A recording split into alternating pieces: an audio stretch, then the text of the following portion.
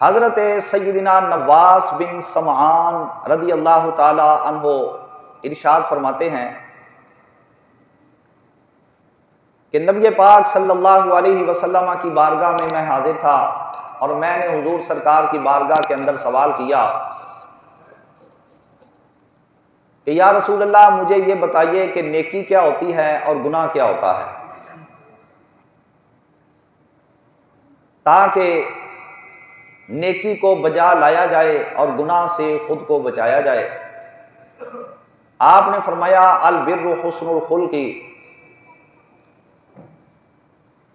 نیکی اچھے اخلاق کا نام ہے، والاسم ما حاک فی صدرک وکرہت ان یطلع علیہ الناس، اور گناہ وہ عمل ہے کہ جو تیرے دل کے اندر کھٹکا پیدا کرے اور تو اس کام سے لوگوں کا خبردار ہو جانا پسند نہ کرے۔ یہ دو ٹوک اللہ کے محبوب علیہ الصلوۃ والسلام نے نیکی اور گناہ کی تعریف اور ان میں واضح فرق اپنے صحابی کے سوال کے جواب میں ارشاد فرما دیا۔ نیکی وہ جس پر بندہ مومن کا دل مطمئن رہے، کر کے اسے روحانی سکون میسر آئے، ذہنی طور پہ مطمئن رہے، اسے قطعاً کسی طرح کا کوئی ڈر کوئی خوف نہ ہو، کیونکہ نیکی کی برکت ہی اتنی ہے کہ اس کو بجا لانے والا وہ مطمئن رہتا ہے، اسے کوئی کھٹکا کوئی خوف بالکل نہیں ہوتا۔ اور گناہ وہ عمل کہ جس کو کرنے سے پہلے بھی بندے کے دل کے اندر کھٹکا پیدا ہو اور جب کر چکے اب بھی اسے ڈر اور خوف رہے، وہ ذہنی طور پہ مطمئن نہ ہو، وہ پریشان رہے اور یہی سوچتا رہے کہیں لوگوں کو اس کا پتہ نہ چل جائے، کہیں یہ میرا راز کھل نہ جائے، تو جان لو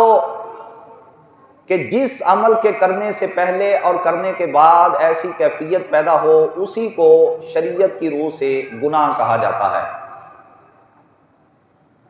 بزرگان دین فرماتے ہیں کہ گناہ یہ کفر کے قاصد ہے، جس طرح قاصد ہوتا ہے پیغام لانے والا یا پیغام کسی کا دوسرے تک پہنچانے والا، فرماتے ہیں کہ گناہ جو ہیں یہ کفر کے قاصد ہے، یہ کفر کا پیغام لے کر آتے ہیں۔ کس طرح کہ جب بندے نے گناہ کیا تو فرمان مصطفیٰ کے مطابق اس کے دل کے اندر ایک سیاہ نقطہ پیدا ہو گیا، اگر توبہ کر لی تو وہ مٹ گیا، نہیں کی تو وہ پھیلنا شروع ہو گیا، حتیٰ کہ وہ اس قدر پھیلا کہ اس نے بندے کے پورے دل کو ڈھانپ لیا اور سارے دل کو سیاہ کر دیا۔ اور دل کے سیاہ ہونے کی نشانی یہ ہے کہ اس وقت بندہ نیکی اور بدی میں فرق کرنا یہ بھول جاتا ہے۔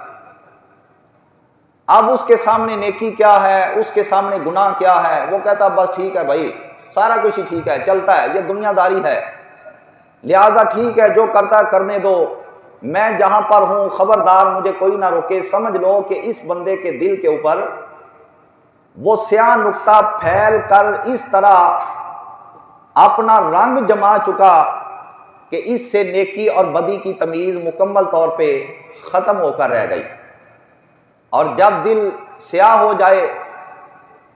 سیاہ نقطہ دل کو ڈھانپ لے، اب اس دل پر نہ نصیحت اثر کرتی ہے،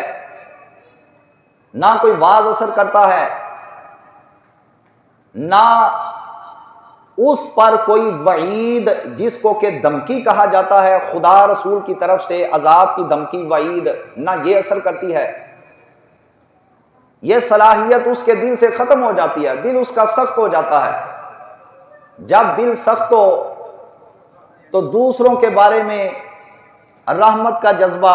نرمی کا جذبہ، مہربانی کا جذبہ اور اللہ تعالیٰ کا خوف، قبر کا خوف، حشر کا خوف، رب تعالیٰ کی بارگاہ میں حاضر ہونے کا ڈر اور خوف، حساب و کتاب کا ڈر اور خوف، یہ مکمل طور پہ ختم ہو کے رہ جاتا ہے، نکل جاتا ہے۔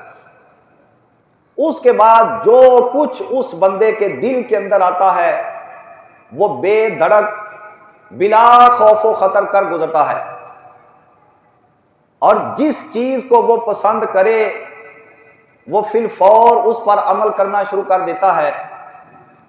اللہ تعالیٰ کے مقابلے میں وہ ابلیس کو اپنا دوست سمجھنا شروع ہو جاتا ہے، تو ابلیس اس کو اس طرح گمراہ کر دیتا ہے، جھوٹی امیدیں دلاتا ہے، اس کو ورغلاتا ہے،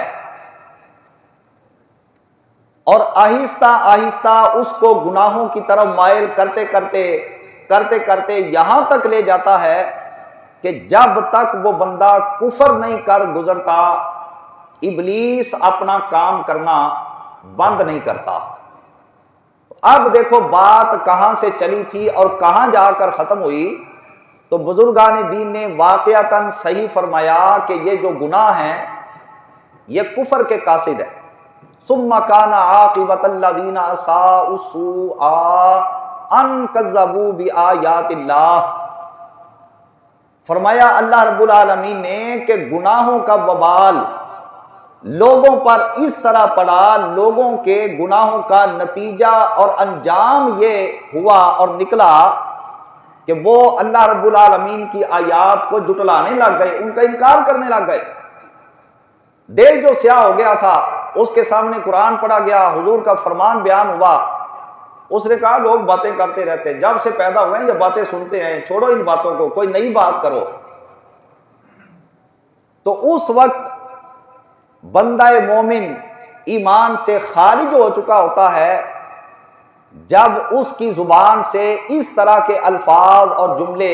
سننے کو ملا کرتے ہیں۔ اس واسطے نبی کریم صلی اللہ علیہ وسلم نے فرمایا کہ جس کام کے کرنے سے پہلے اور کرنے پر بندہ مومن کے دل کے اندر کھٹکا پیدا ہو جائے، بندے کو چاہیے اگر ایمان بچانا چاہتا ہے تو اس عمل سے بچے اور رب تعالیٰ کی بارگاہ میں